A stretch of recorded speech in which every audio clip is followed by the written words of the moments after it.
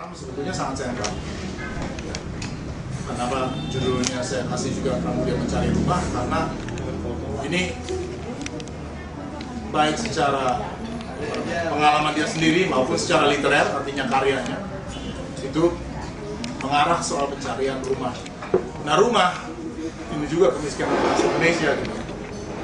Rumah bisa diterjemahkan kalau dalam bahasa Inggris aja gitu ya.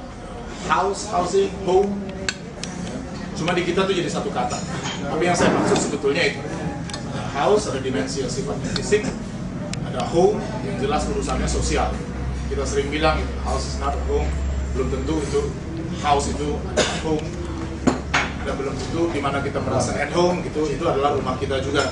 Jadi ada soal perbedaan di situ. Tapi saya balik aja soal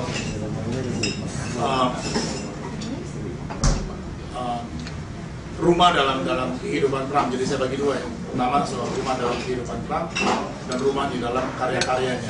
Dan di beberapa momen ini ketemu nih dua-duanya. Nah, saya mulai dari pertanyaan besar. Pram ini sebenarnya orang apa sih? Banyak bilang orang Blora gitu. Sebetulnya kalau misalnya ngomong soal asal ini sulit. Sering kita ngobrol dalam urusan sehari-hari, dalam kehidupan sehari-hari kita tanya asalnya mana sih Pak? Itu maksudnya kan tempat kelahiran. Kalau bukan tempat kelahiran, orang tua itu datangnya dari mana? Nah, Pram biasa disebut orang Blora. Padahal Bloranya itu tipis banget.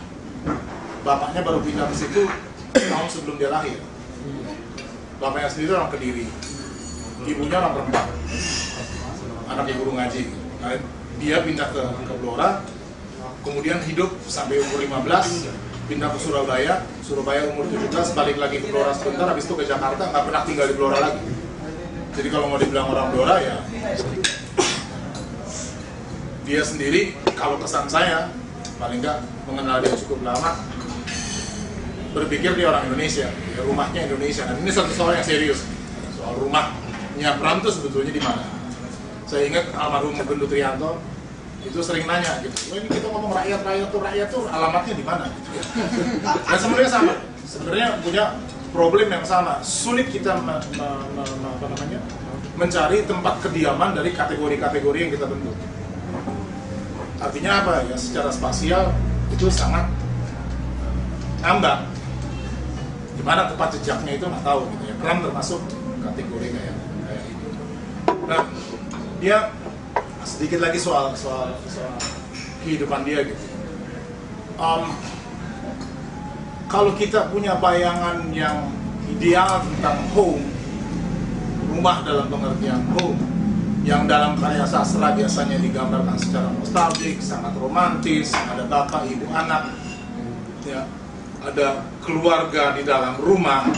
Bayangan saya, tolong koreksi kalau salah, tapi sebagian besar orang Indonesia paling nggak yang pernah SD di Baru, imajinasinya tentang home itu kan keluarganya Budi. Yang ini Ibu Budi Wati dan seterusnya gitu. Ini loh home di dalam pengertian.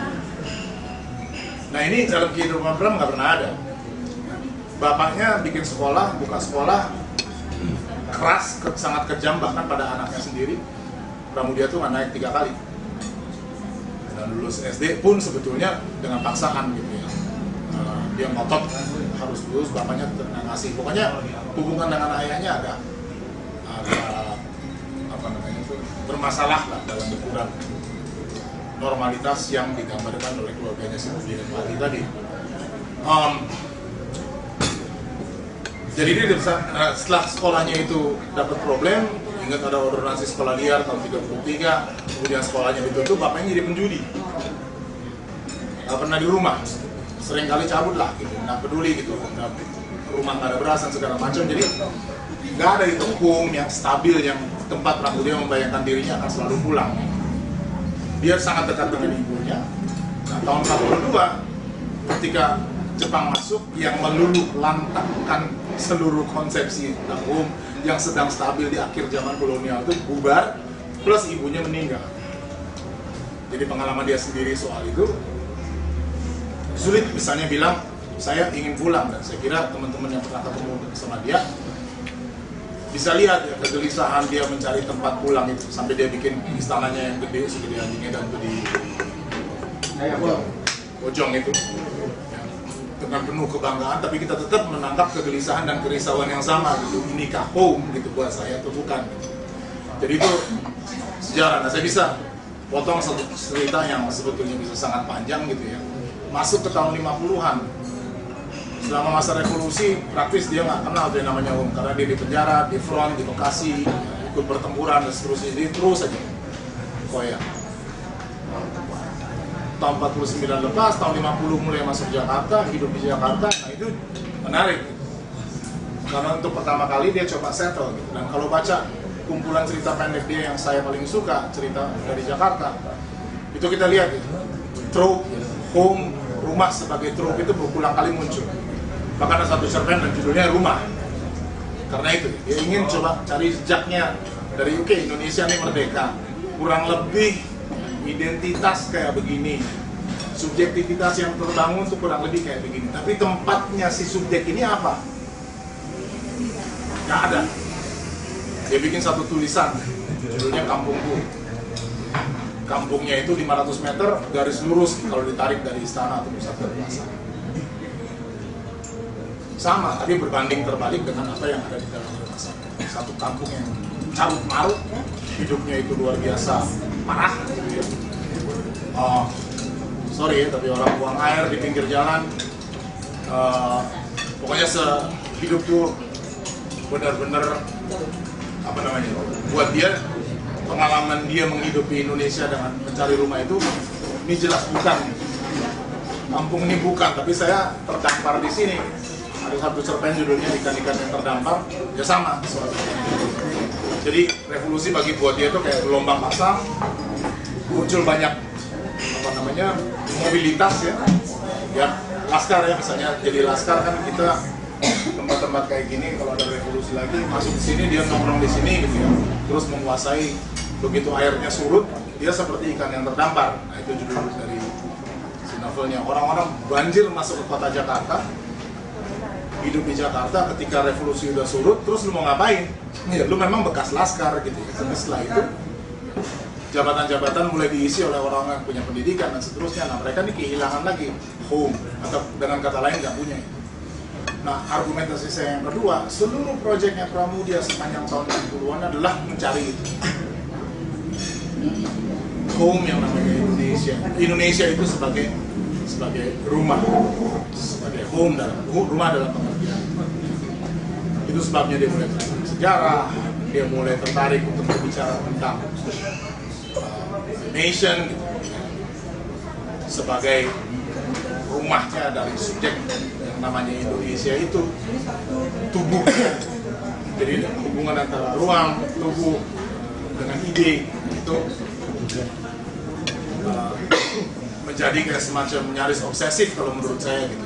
Kalau baca tulisan-tulisan dia tahun 60-an penuh dengan itu, dan boleh dibilang dalam level tertentu sebetulnya sudah menjadi konservatif, berhenti bertanya, bulat itu buat dia, dan itu harus dipertahankan. Tahun 62-63 menjadi sangat getir sama siapapun lawan-lawannya, karena dia udah punya bayangan ini harus begini, Indonesia harus begini, nggak ada cara lain. Kalau mundur dari situ, dan kita lihat kalau misalnya akhir 50-an masih ada banyak, dia jauh lebih fleksibel, jauh lebih luas gitu ya. Tahun 60-an awal tuh makin lama makin kaku, menjelang 65 tuh ngomongnya udah babat seterusnya gitu ya. Jadi secara diskursif ya, secara itu aja udah ada perubahan. Kita tidak tahu kemudian datang 65, peristiwa itu lagi ada hubungannya dengan rumah. Jadi Pram nih sedikit ya, mundur sedikit, awal 50-an sama istri pertamanya tinggal di gang, nggak kober, pokoknya banyak masalah lah. 54 diusir sama bininya, lalu cabut gitu, dia menggelandang lah sebentar di pasar Genjing gitu, sekarang namanya Jalan Rawamangun. Kontak rumah, terus ketemu sama Ibu Maimunah ini, menikah terus menjadi lebih stabil gitu, dimodalin. Si mertuanya bilang gitu, lu bangun di rumah dan bangun dari tembok. Nah, untuk pertama kali dalam hidupnya dia punya rumah tembok 55, 56. punya rumah, sudah mapan, berjalan, mulai karirnya meningkat, tahun 60 masuk penjara lagi. 10 keluar 61, lagi dia coba membangun, bikin perpustakaan, rumahnya itu sendiri disulap menjadi kayak tempat kerja. 13 Oktober 65, belum sempat 4 tahun dia nikmati, diserang lagi, rumahnya diambil alih sama tentara, perpustakaannya dihancurkan dan seterusnya. Jadi berulang kali kita lihat gimana usaha dia untuk membangun home untuk diri dan home untuk nation itu terputus, disrupted, dan itu secara konstan gitu dia coba. Kalau misalnya kita lihat secara temporal nggak pernah lebih dari 5 tahun, 4 tahun coba bangun, muncul, hancur lagi sampai 65 hancur yang paling besar. Dan seluruh boleh dibilang ide besar mengenai nation sebagai home dan seterusnya habis. Nah ini begini masuk ke Pulau Buru. Nah ini soal karya-karya kemudian praktis dia nggak punya home, tempat penahanan jelas bukan home siapapun gitu.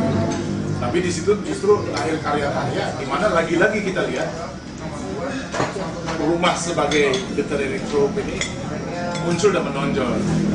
Dan buat saya, argumentasi saya tuh ini menambah gitu ya, keyakinan bahwa ini sebetulnya elemen yang sangat penting dalam karya dia gitu. Ada banyak karya, Aristoteles, harus balik, tetralogi, Nyanyi Sunyi 2 jilid, dan seterusnya. Saya nggak akan bahas semua, tapi coba aja kita perhatikan misalnya tetralogi ya kan, terkenal ya, Bumi Manusia, Anak Semua Bangsa, Jejak Langkah, sama Rumah Kaca. Ya, Rumah Kaca dari judulnya aja kita bisa lihat ya, gimana soal space itu sangat penting. Dari semua karyanya kita lihat tetralogi itu di situ soal ruang itu sangat menonjol. Bumi Manusia, ya. Anak Semua Bangsa, oke. Jejak Langkah, Rumah Kaca itu ya. Nah, saya nggak bisa bahas semua, saya juga nggak mau membebani dengan terlalu banyak itu. Jangan sampai merasa BBM kita ini menurun gara-gara itu. Jadi soal Bumi Manusia misalnya 3 jilid yang pertama itu semuanya kan soal orang yang tercerabut ya, meninggal, anak priai yang lumayan lah, bupati ya. Pindah ke Surabaya, tinggal di tempat kos dengan murid HIS, juga nggak tahu persis bagaimana menempatkan diri di dalam situasi kolonial yang baru, ya, berkabung-kabung sama Barat, tapi sebel sekaligus, ya, jadi terus aja itu penuh dengan persoalan kayak gitu. Nah, ketemu Ontosoro, ini bisa kita baca macam-macam. Melema itu, Herman Melema itu boleh dibilang kayak representasi dari burjuasi kolonial yang udah membusuk sebetulnya di akhir-akhir kekuasaan kolonial itu kan udah makin dekaden, makin nggak ada tenaga baru dan seterusnya, merosot. Pada saat bersamaan kita mulai menyaksikan munculnya kalau mau pakai kategori kayak burjuasi domestiknya ya, Ontosoro. Dia yang sebetulnya jalankan bisnis ini, tapi bukan modal dari dia sebetulnya anak dari seseorang yang boleh dibilang kasar itu menjual anak perempuannya kepada si Herman itu untuk dinikahi sebagai nyanyi. Tapi kemudian dia yang tumbuh, yang sebetulnya ini kayak buat saya secara metaforik, ya kapitalisme Indonesia kan begitu, lahir dari rahimnya si kolonialisme ini, tumbuh secara tidak sempurna dan rapuh. Ya seperti kisahnya Ontosoro, pada akhirnya kan dia bangun susamaya segala macam rumah, tempat segala macam diproduksi, tapi dengan mudah kemudian oleh anak Herman Melema yang di Belanda itu diambil alih melalui pengadilan, selesai, rapuh bangunan itu sama sekali kuat. Cermin juga secara di level yang lebih personal di dalam diri analis sebagai figur. Ya ini bisa berpanjang-panjang, kita bisa tafsir karya sastra seperti ini sampai akhir zaman gitu ya. Nah, saya mau ambil sebagai penutup mungkin lihat Rumah Kaca gitu. Ini juga metafora yang menarik dan saya kira semua Trump bukan hanya terbatas di dalam sastra Indonesia, tapi sumbangannya untuk memahami hubungan kuasa di masa kolonial. Nah, sering orang secara salah kalau menurut saya membandingkan rumah kaca itu dengan panoptikon. Mungkin pernah tahu Foucault, Jeremy Bentham tentang panoptikon, yang membayangkan ini semua mulai dari Kamala Allen, Ben Anderson segala macam bilang oh ya rumah kaca nih kayak panoptikon yang kolonial. Keliru sama sekali. Kalau ini orang Prancis, dia bisa cerita lah ya bagaimana panoptikon itu kan sebuah bangunan penjara di mana pengawasan itu ya, terpusat pada satu menara. Jadi bangunan itu kan menara dikelilingi oleh sel-sel yang menghadap ke. Nah, terus problemnya adalah, atau kuncinya di sini adalah si orang yang berada dalam sel nggak bisa lihat ada orang nggak di menara itu. Sementara orang dalam menara selalu bisa lihat keseluruhnya. Jadi kita ini visible, tapi mereka yang di dalam invisible. Nah yang terjadi kemudian, kenapa dia menjadi efektif? Dan itu idenya si Jeremy Bentham. Kenapa dia menjadi efektif? Agar orang terus-menerus merasa diawasi. Sehingga perilaku sosialnya, kultural, segala macam sampai tingkatan psikologis sudah merasa diawasi. Kita mirip-mirip mungkin di zaman Orde Baru. Selalu merasa ada bung besar, ada Tuhan di sana yang mengintip kita lagi ngapain, sehingga kita selalu berusaha menyesuaikan diri. Dan itu terasa secara linguistik, secara yang nggak pernah hidup di zaman Orde Baru rugi lah. Jadi dia lihat betul gitu, bagaimana itu membentuk tubuh, membentuk banyak hal. Nah itu panoptikon. Nah rumah kaca sebetulnya terbalik. Itu bukan panoptikon orang dari dalam dia keluar. Itu secara konstan orang diawasi tanpa si bersangkutan itu tahu kalau diawasi.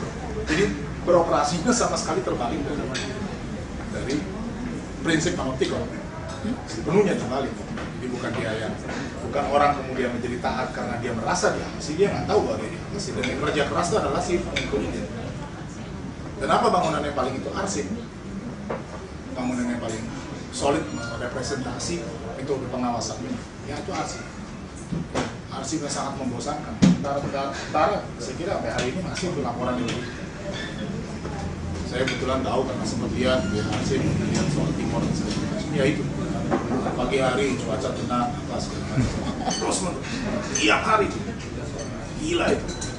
Tanpa kita tahu, tapi dia melakukan itu seperti menjadi kayak ya itulah power.